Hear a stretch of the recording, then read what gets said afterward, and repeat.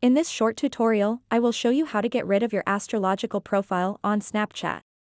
Your zodiac sign is displayed on your profile, but if you prefer not to share that information, you can easily remove it.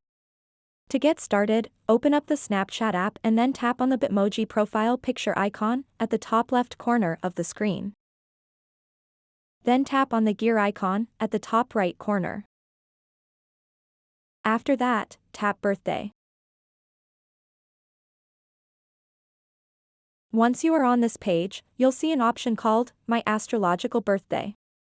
To get rid of an astrological profile on Snapchat, simply tap on this X button and then tap Clear to confirm it.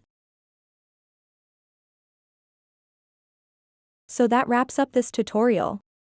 If you have any questions about this whole process, please let me know in the comments section below.